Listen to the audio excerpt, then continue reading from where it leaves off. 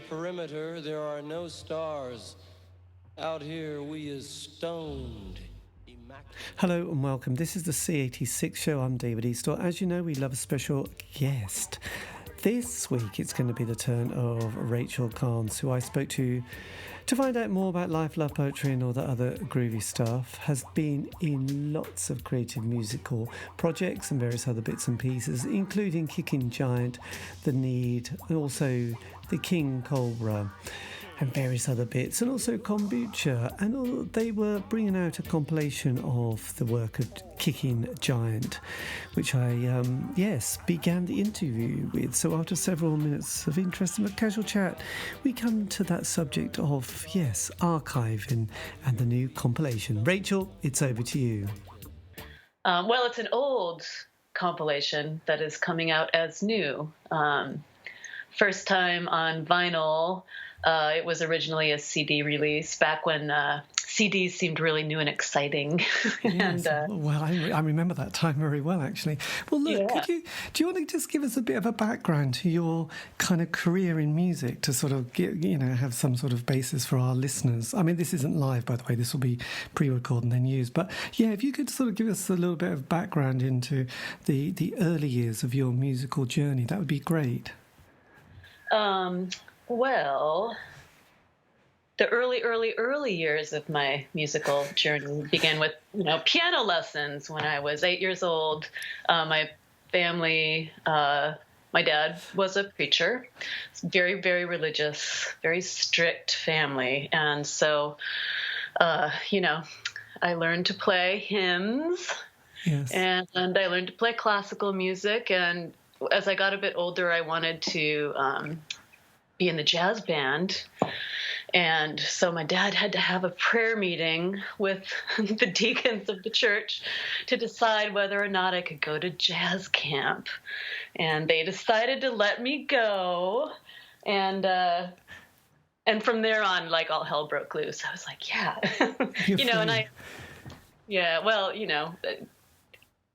As free as I could.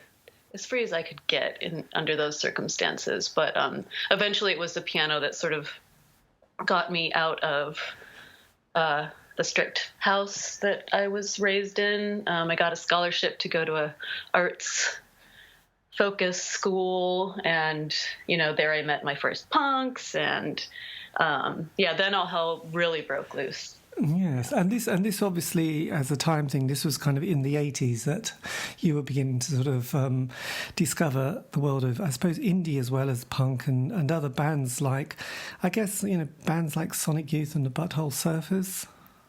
Yeah, that came a bit later, as a bit of a late bloomer, I suppose, because I just didn't have access to much pop culture. I sort of had to really seek things out, because I wasn't allowed to listen to rock music, for instance. I spent many, many hours with the transistor radio under my pillow, but listening to the Go-Go's and, Joan Jett and, the sort of the trickle down rad things that were happening in,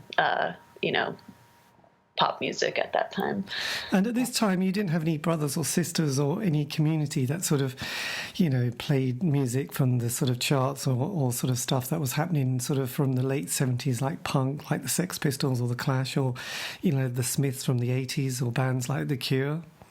Nope. I mean, I came to those on my own through, those weird treasure trails that you find when you're young that lead you from one thing to the next. And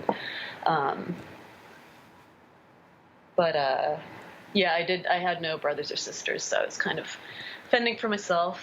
But anyway, eventually, went to art school in New York, and which is where I met Tay, and we became fast friends. And he had been playing music by himself, and he's like, "Well, why don't let's play music together, and you can play a drum. I have one drum."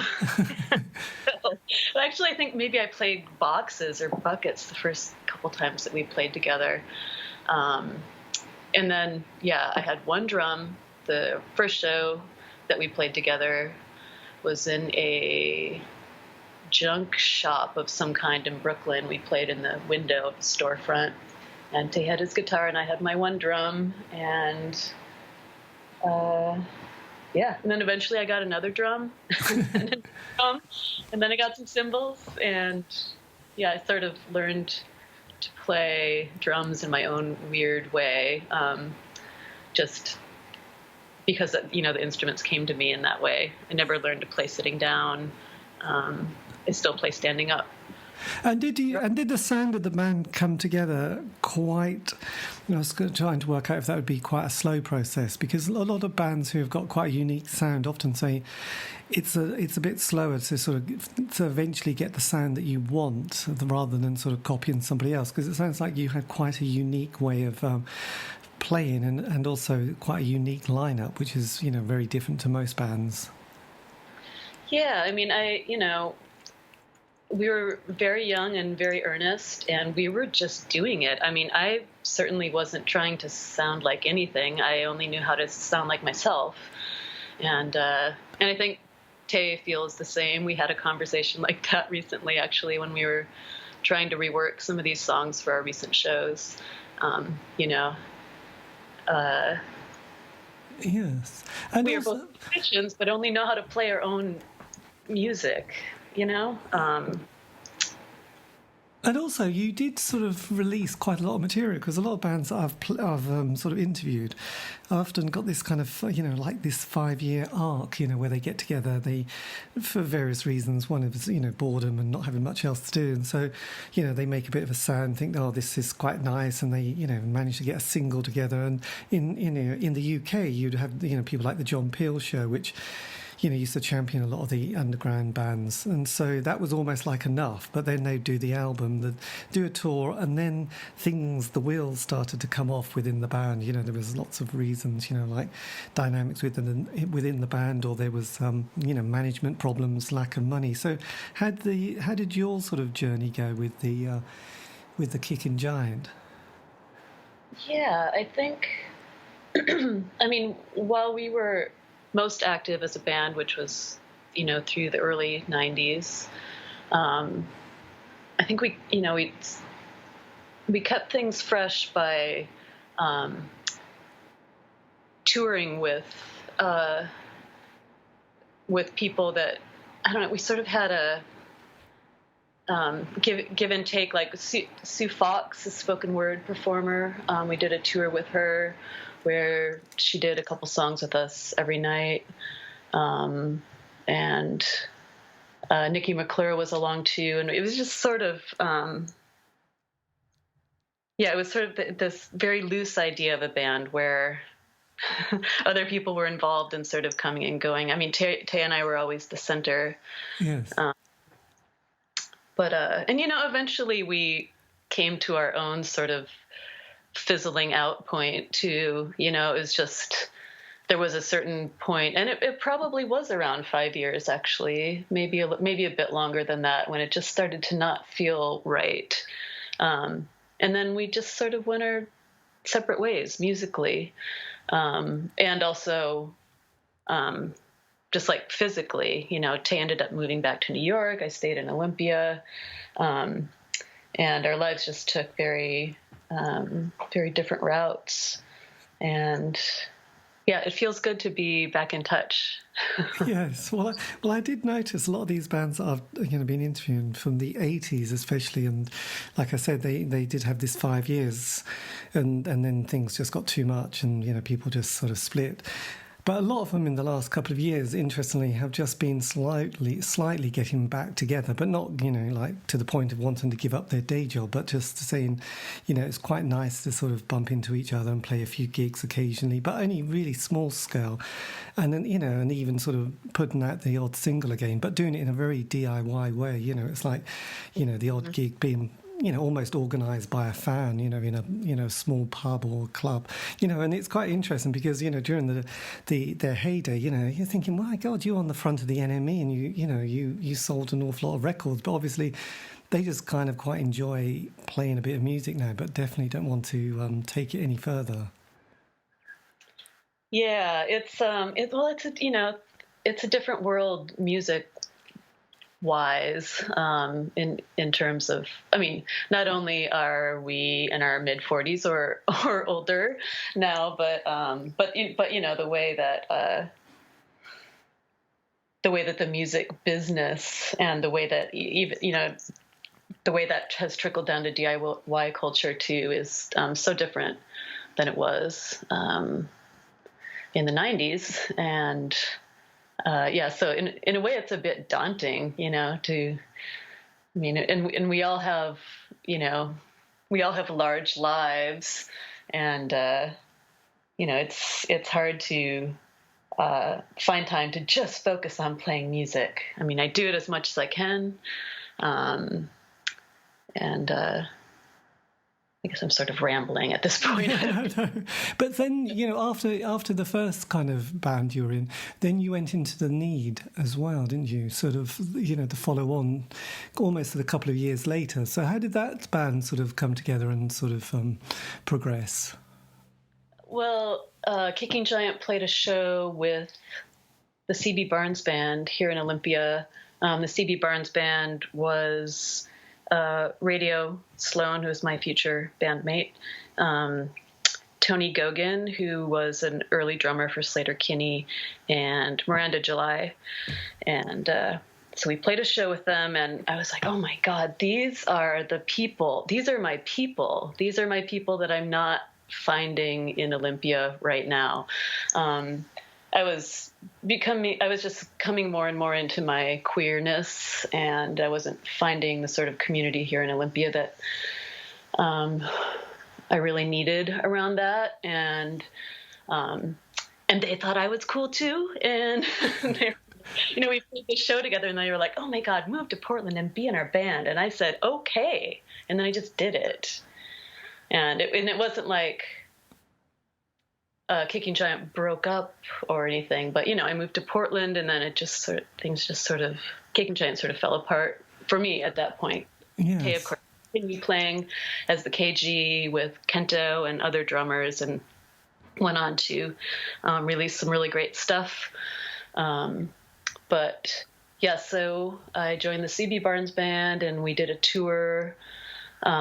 West Coast tour, and released a single. I was playing keyboards in that band, and it was also sort of a short-lived band, very high drama crew. I'm not gonna lie, and everyone was dating everyone else, and then they weren't, and then everything. It was just a big mess, and so that broke up, and then Radio and I started playing music together. We formed The Need, and Miranda was our singer for a very, very short time. We did one single on Kill Rock Stars, Miranda July with The Need, and it is weird. Man, that was a really weird band. I mean, The Need was also weird, but The Need with Miranda was just a weird band. It was really, really, really cool. We did some really strange shows. There was one show where I taped a typewriter to my chest and was jumping around like a bug. I don't even know. So obviously the Need sounds a lot more sort of an emotional roller coaster than your sort of Kicking Giant band. Oh yeah, definitely. I mean, and also because Radio and I ended up dating and moving back to Olympia together, and again, The Need was a band for probably about 5 years as well. It is a 5-year thing, isn't it? It is a 5-year thing, So I must have interviewed about 70 bands, quite, in the last couple of years. Mostly my passion for indie rock, and a few others. But it's like, my God, 5 years, it's like, yep. And then we just said no. Yeah. And I mean, it is that thing. I mean, it didn't happen this way with Kicking Giant, but with The Need, there was some interest from larger labels, and then we got a bass player, and Radio was living in Los Angeles, and there was this sort of music industry thing that was starting to happen around the band that I had mixed feelings about, and it just sort of just sort of sucked the life out of it for me, and again, it just didn't feel right, and so. Yes. So did the need sort of come to a sort of an abrupt end, or a slightly predictable end, or just a bit of an explosion, and it all just sort of finished quite, abruptly? Yeah, it was kind of abrupt. It was abrupt. I mean, we had these plans. We were talking to different labels. We're doing weird photo shoots, all that stupid stuff. And then, yeah, I think Radio and I just looked at each other and we were like, this just doesn't feel right. This doesn't feel good. And we're not writing good songs. We're not writing songs with the energy that it's starting to be work. And I'm just not really, I've never been interested in, yes. In turning music into work. I feel like it really should be a joy, Well, it's interesting because I sort of interviewed Christine Hirsch from Throw Muses, and she really sort of had quite a strong ethos that, she had to she just didn't want anything to do with the industry anymore. She just really wanted to own the music and do it on her terms. And if it wasn't on her terms, she just wasn't happy and wasn't going to create anything that she felt worthwhile. So it sounds a bit like you've got a very similar sort of attitude to the creative side to music, or probably most things. Yeah, it's just why bother? I don't need to. Life is too short. I really want things to feel good and to feel transformative and feel real and have depth. I mean, music is a healing force, that's part of why I do what I do. And what would you say, obviously you sort of, had a very intense life. I mean, what would you say to your sort of, say, 18-year-old self who was starting out in music? Oh, God. I don't think I'd tell her anything. I'd be like, nope, you're going to figure it out on your own. I have nothing to tell you, but you just wait. Maybe actually, I think I'd tell my 18-year-old self to take more pictures. Because I feel like I don't. That's something. Tay, of course, is an incredible documentarian and a great photographer, and he's been releasing a lot of his Olympia year photography on Instagram lately, and under his Instagram handle is Summer Guitars. You should look it up. I will. Really, really great pictures. Fast forward a few more years, and your life takes another quite a big turn, doesn't it? Because you get into kombucha. Oh yes, I do. Yeah, man, life is weird. This life is so strange. I just, a friend gave me a kombucha SCOBY, which is the culture with which you make kombucha, and I started making it in my house. And I had a friend who was doing pop-up sort of secret cafes at their house around town, and people who came over for dinner really liked the kombucha, so I started making a little more, and I would take some over there. And then a friend opened a restaurant downtown, and she's like, hey, I want to sell your kombucha. So I started making it in the back of her restaurant so that I could, sell it legally, commercially. And it just kind of snowballed from there. I never did any advertising, but people just loved it. I used the artesian well water from the well here downtown in Olympia, which I think is the reason really why it's so good. Yes. And so then I ended up having a business out of nowhere. I never really expected that to be a beverage industrialist, but well, I did quite a double take, because I remember in the it was about the early 90s that the kombucha kind of excitement, I suppose, really kind of kicked around in this community, and people were coming around giving these. I didn't realise what they were called, but they looked like pancakes, didn't they? This kind of stuff, and you were told how to make it, and we sort of went off and was drinking kombucha for a year or two, and thinking, that's quite interesting. But like a lot of things, it's slightly sort of you don't always keep up with it. You try your best, but then when I saw you were doing kombucha, I thought, I'm really impressed. Actually, this is obviously still going, and I do occasionally see it in supermarkets. So the kombucha world is still very up and running, I guess. Oh, it is huge here in the U.S. It's pretty big, and so I had a business that hired mostly local ne'er-do-wells, punk kids, and so on. And, people were always taking time off for tour and all that. And I was a very hands-off sort of boss. And, it was a mutually beneficial situation for everybody. They could work whenever they wanted, middle of the night if they wanted. They could have friends there. They could listen to music. I didn't make a whole lot of money, but it felt good. It felt like I was, it didn't feel like I was the boss. It felt like we were, peers, I guess. Yes. And does that mean that you're still doing the business and doing music at the same time, or have you sort of got other adventures, or have you dropped some bits and pieces? Well, I'm speaking in the past tense because last summer, actually, last summer in July 2016, the business burned down. The whole thing, bam, it burned down in the middle of the night. It was arson, and I'm still dealing with insurance crap. In fact, I'm sitting.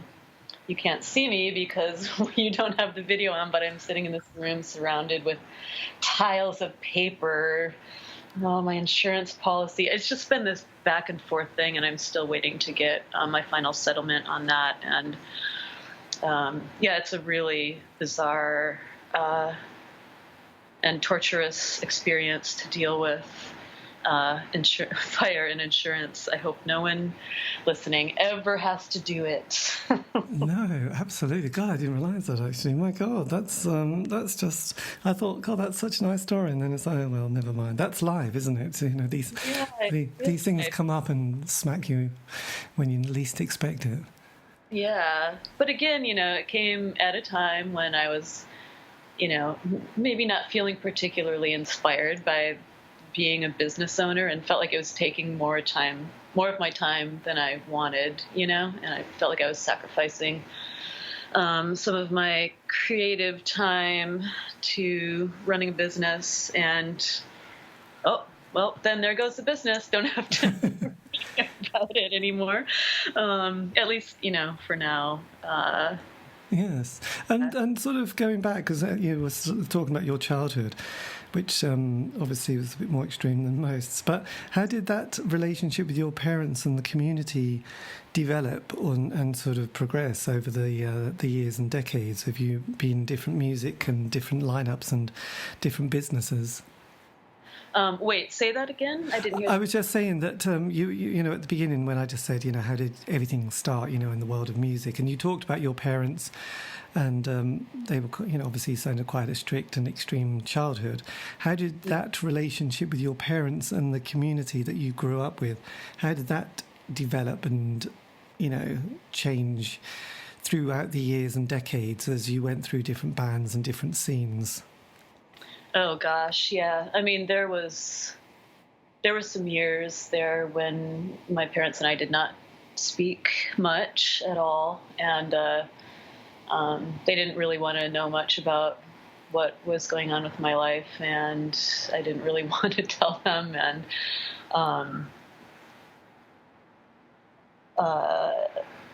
but I'm their only kid, and so eventually, and I mean, I have to say, over the years, they have they're still Christian, they're still evangelical Christian, but they have loosened up quite a lot, and I think they're quite sorry for the way that I was raised, because it was borderline abusive, just really almost spiritually abusive.